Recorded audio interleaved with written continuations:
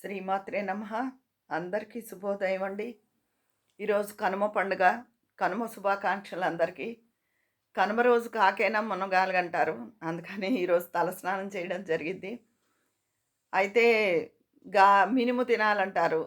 గారెలు, ఆవళ్ళు నిన్నే మా వారు కంగారు పడడంతో నిన్నే తినేసాం. మొన్న సేమియా పాయసం అయింది. నిన్న మళ్ళీ బంధువుల ఇంటికి వెళ్తే వాళ్ళు పులిహార పెట్టారు. ఇక నాకు ఇవాళ ఏం చేయాలో తెలియడం లేదు. భగవంతుడికైతే పళ్ళు, పాలు, పటిక బెల్లం అవి నైవేద్యం. మనమే కదా మనం తినడానికి అంటే నేను ఈ పిండి వంట కూడా ప్రత్యేకంగా భగవంతుడు నివేదన చేస్తాను. చేసాకే మేము తినడం జరుగుతుంది. కాపోతే ఈరోజు ఏం చేయాలి అని తట్టడం లేదు.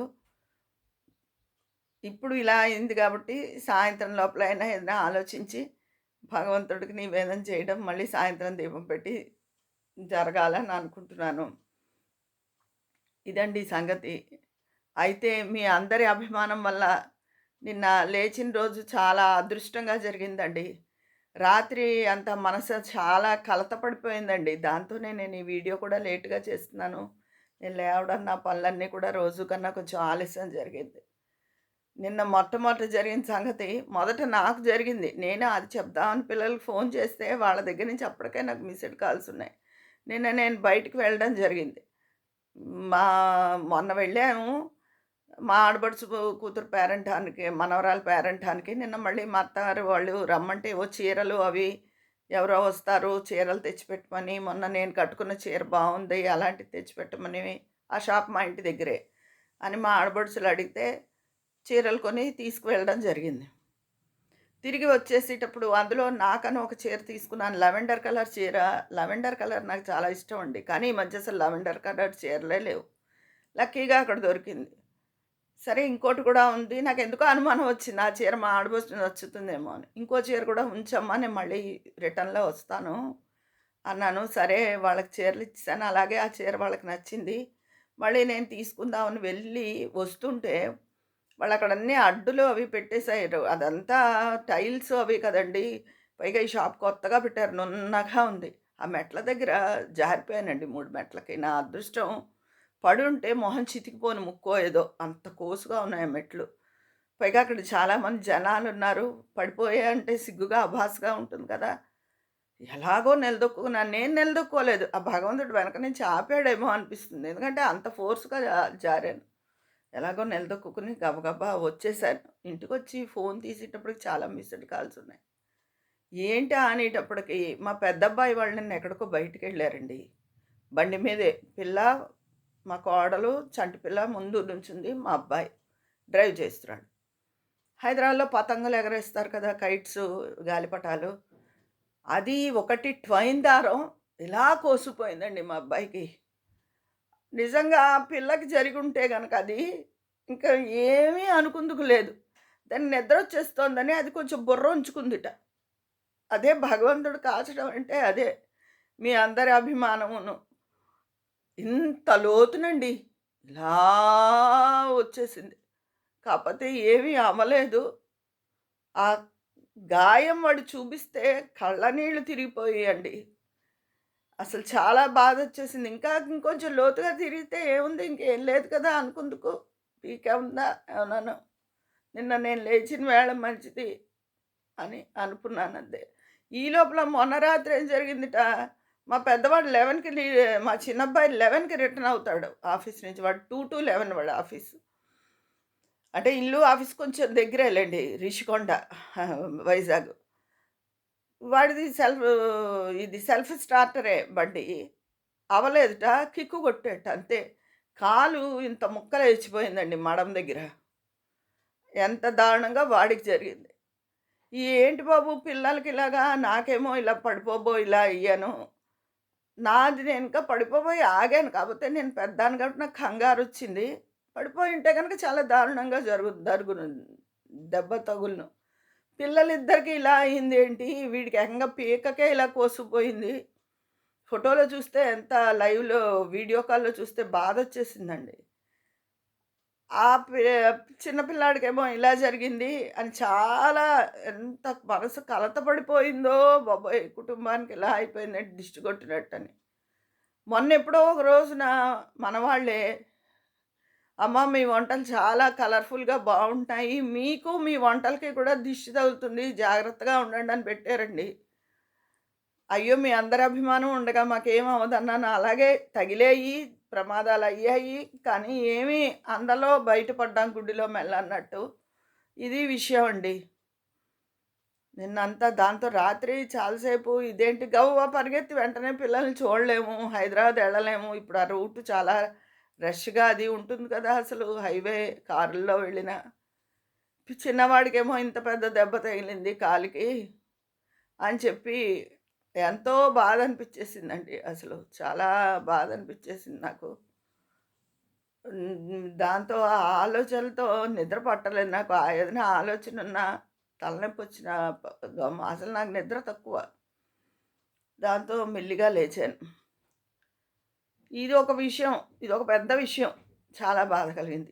ఇవన్నీ కాకుండా నిన్నందరూ మీరు వీడియో చేశారు, డల్‌గా ఉన్నారెందుకు అంటారు. అన్నారు చాలామంది. డల్‌గా అనిపిచ్చారు అని. మా ఇంట్లో విషయం ఏమిటి అంటే, మా నాన్నగారు ఉంటారు కదా! అమ్మ కాలం చేసి 5 ఏళ్లయింది. అప్పటి నుంచి దగ్గర దగ్గర 6 ఏళ్ల నుంచి మా ఫాదర్ మా దగ్గరే ఉంటారు. ఆయన పొద్దున్నే లేచిపోతారు. మా వారు అసలు ఆఫీస్ వర్క్ ఎక్కువుంటే 4:30, 5కే లేచిపోతారాయన. నేను మాత్రం చాలా రోజుల నుంచి ఇదివరకు 5కి లేచేదాన్ని గానీ, చాలా రోజుల నుంచి నేను 6 అయ్యాకే లేస్తున్నాను. ఎందుకంటే నేను కొన్ని టాబ్లెట్స్ అవి వేసుకుంటాను. వాటికి నేను వెంటనే గనక మెలుకువ రాగానే లేచిపోతే ఒళ్ళు తూలినట్టు అవుతుంది. అందుకని మెలుకువ వచ్చినా కాసేపు మంచం మీదే ఉండి డాక్టర్ గారు చెప్పారు ఆ విషయం. మెలుకువ రాగానే లేచిపోవద్దు. కాసేపు మంచం మీద ఉండి రిలాక్స్ అయ్యి అప్పుడు దిగండి అని. నేను 6కి లేస్తాను. ఈ లోపల ఈయన 5కి లేస్తారు. మా నాన్నగారేమో ఆయన రాత్రి 7 అన్నం తినగానే మంచం ఎక్కేస్తారు. 7:30, 8కే. ఎంతసేపు నిద్ర పడుతుందింకా? అందుకని ఆయన 6 లోపు లేచిపోతారు. సరే ఆయన లేచారు కదా అని మా వారు కాఫీ అది ఇస్తూ ఉంటారు. ఆయనకి నచ్చదు. నేను లేవగానే "నీకు ఒంట్లో బాలేదా? నువ్వెందుకు ఇవ్వలేదు కాఫీ?" అలా మాట్లాడతారు. నాకు కోపం వచ్చేస్తుంది. నేను ఎన్నో సార్లు చెప్పాను. తను పెందరాళే లేస్తాడు కాబట్టి, "నువ్వు లేచావు కాబట్టి ఇస్తాను నాన్న కాఫీ. తనకు తాగాలనిపిస్తుంది. అందుకిస్తారు. నేను అయినా నువ్వు చూస్తున్నావు ఈ మధ్య బాగుండకపోవడం, బ్లడ్ చాలా తక్కువగా ఉండడం అదీను. అలాంటప్పుడు ఏమ్మా బ్లడ్ పెరిగిందా? మళ్ళీ టెస్ట్ చేయించుకున్నావా? అలాంటివేమి అడగవేంటి? అవి అడగకుండా అతను కాఫీ ఇచ్చాడు. అతను మా ఆయన వారేమి ఈయనకి కొత్త కాదు చిన్నప్పటి నుంచి తెలిసిన మనిషే. ఈయన కాఫీ ఇస్తే ఈయనకి మొహమాటం వచ్చేసిందా? అది కాఫీ. మధ్యాహ్నం వంట అన్ని పదార్థాలు మీకు తెలుసు కదా! నేను 3 పదార్థాలు తక్కువ వండను. ఎందుకంటే ఒకటి మా నాన్నగారు కొన్ని తినరసలు. అందుకని ఆయనకు ప్రత్యేకంగా వండుతాను. నేనే వండి, నేనే స్వయంగా ఆయనకి కంచం పెట్టి అన్నీ తినిపించి, ఓ 10 నిమిషాలు మాట్లాడి, మళ్ళీ ఆ కంచం అవన్నీ తీసుకొని వస్తాను. రాత్రి కూడా ఇదే ప్రాసెస్. పొద్దున వెన్నున్న ఆయన కోసం వేడిగా ఏదో మళ్ళీ ఇంకోటి చేసి అలా చేస్తాను నాకు ఓపికున్నా లేకపోయినా. రోజు వాదిస్తారు. "నీకు బాలేదా? నీకు బాలేదా? నువ్వెందుకు ఇవ్వలేదు కాఫీ?" ఆయన ఇస్తే ఈయనకేమైందండి? అలా కూతుర్ని ఏమనన్నా విసిగిచ్చేస్తారా? ఇన్ని చేసి పెడుతుంటే కన్నతండ్రి మీద నేను నేరం చెప్పడం అని కాదు. ఇంకా ఆయన స్వభావం అంతే అని సరిపెట్టుకుంటాను. ఒక్కొక్క రోజు నాకే తిక్కగా ఉన్న రోజున నాకు చాలా కోపం వచ్చేస్తుందనమాట. పొద్దున్నే లేవగానే ఎందుకంటే హాల్లోకెళ్ళి హాల్‌లో విఘ్నేశ్వరుడికి అర్ధనారీశ్వరులు, వెంకటేశ్వర స్వామి ఫోటోలుంటాయి పెద్దవి. వాటికి దండం పెట్టుకొని, అప్పుడు నేను బ్రష్ చేసుకుందుకు అవి వెళ్తాను. ఆయన గది అక్కడే ఉంటుంది. హాల్ పక్కన. అక్కడి నుంచి నన్ను చూసి ఏవో ప్రశ్నలేసేస్తారు. నేను చెప్పింది ఆయనకి దగ్గరికెళ్తే గాని వినిపించదు.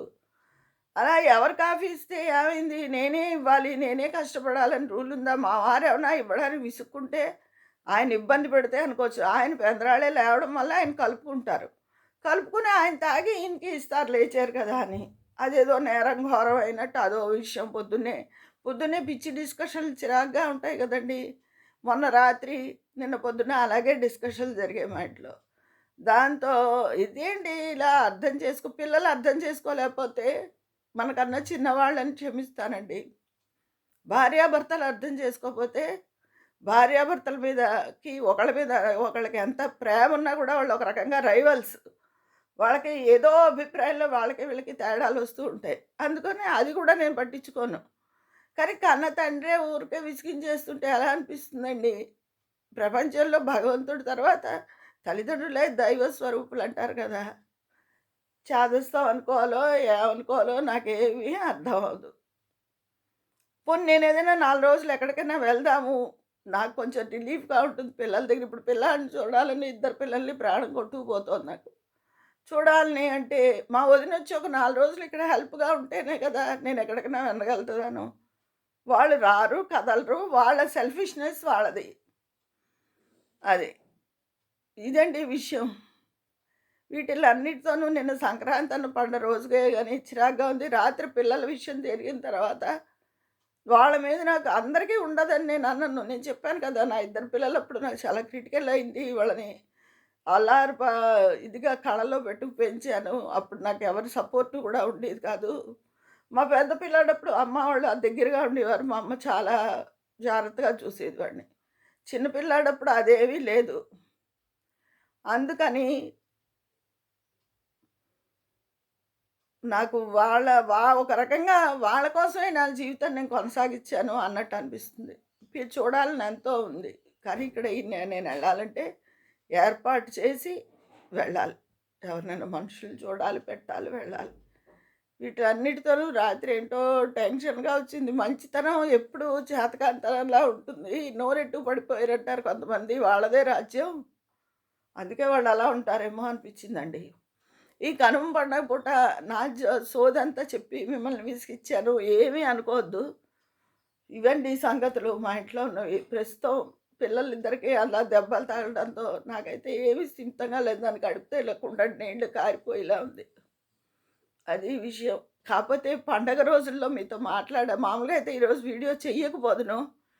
పండగ 3 రోజులు మీ అందరిని పలకరించాలి అనే ఉద్దేశంతో చేసి ఇలా నా విషయాలు మళ్ళీ విజయ్ గారు ఎందుకలా ఉన్నారు? డల్‌గా ఉన్నారు అంటారని నా విషయాలన్నీ చెప్పడం జరిగింది మీతో. ఇది సంగతండి. మరి మీ మాటలు, మీ కబుర్లు కూడా మీరు చెప్పండి. మీ అందరి అభిమానంతోనే వీటిలో నుంచి మేము బయటపడ్డాం, బాగున్నాము అని అనుకుంటున్నాను. ఎందుకంటే ఎవరి కబుర్లలో అయినా, ఎవరి ఇదిలో అయినా ఒక అవతల వాళ్ళకి దిష్టి కొట్టేతనం, అవతల వాళ్ళంటే ఈర్ష్య, అసూయలు ఉంటాయేమో గానీ, మీరెవరు నా సబ్‌స్క్రైబర్స్ ఎవ్వరు అందరూ కూడా చెప్తుంటారు. నాకు కామెంట్ చేసేటప్పుడు, "మీ సబ్‌స్క్రైబర్స్ చాలా మంచివాళ్ళండి. మీరంటే ఎంతో అభిమానంగా మాట్లాడతారు" అని చెప్తూ ఉంటారు. మీ అందరి అభిమానం నుంచే నా పిల్లలు ఈ గండాల నుంచి బయటపడ్డాం అని అనుకుంటున్నాను నేను. మీ అందరికీ పేరు పేరున నా కృతజ్ఞతలండి. ఉంటాను మరి. కామెంట్ బాక్స్‌లో మాట్లాడుకుందామా?